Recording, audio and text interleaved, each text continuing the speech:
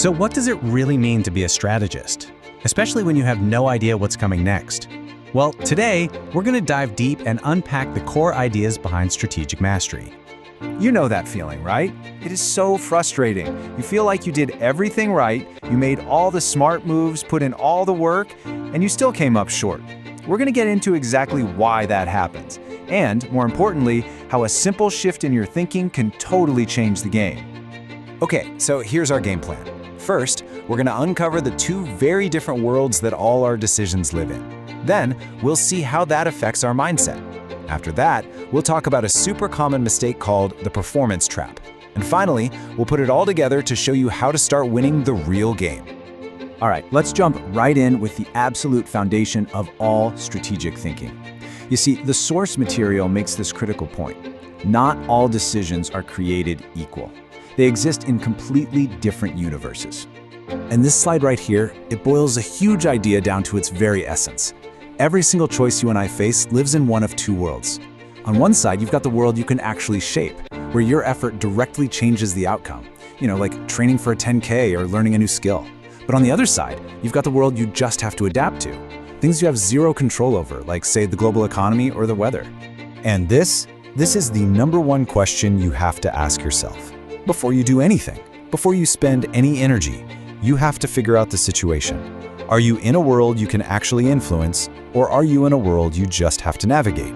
Your entire strategy depends on that answer. So how does this play out in the real world? Well, it all comes down to your mindset. Knowing which world you're in tells you which mental tools to pull out of the toolbox, because it's not as simple as just being positive. In that world you can control, oh yeah, positive thinking is like rocket fuel.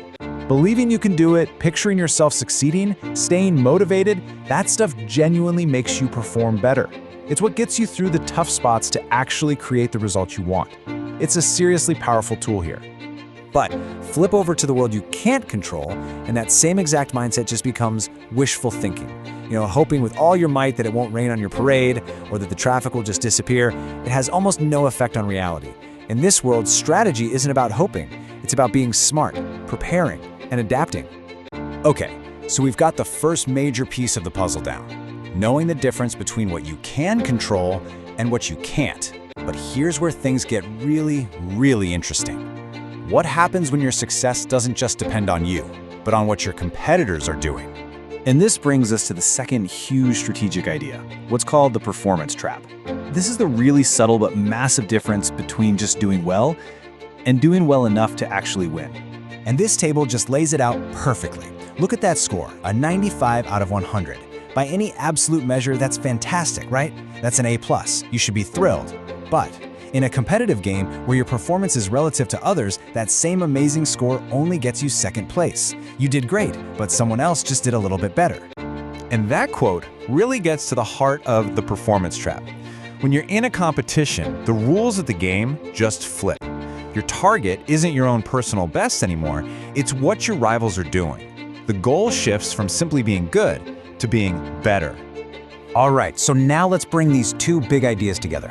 This is where we stop just learning concepts and start actually building a real, usable strategic edge for ourselves. You see, a true strategist learns to look at any challenge from two different angles. First, they ask, can I actually control this outcome? That tells them whether to push harder or to adapt. Then they ask that second, crucial question. Is this an absolute game or a relative one? That tells them if just doing well is good enough, or if they need to figure out how to beat everyone else. And this is the bottom line. This kind of deep strategic thinking isn't just for, chess masters or generals. It becomes absolutely essential anytime you find yourself in a situation where you have to do better than other people, whether that's in your business, your career, or anything else. When winning is what matters, you have to play a different, much smarter game. So, I'm going to leave you with this question to really think about. Take a look at your own life, your own goals. Where are you just focused on doing well when you're actually in a competitive game? A game where you really need to be focused on doing better. Answering that question for yourself, well, that's the first real step to strategic mastery.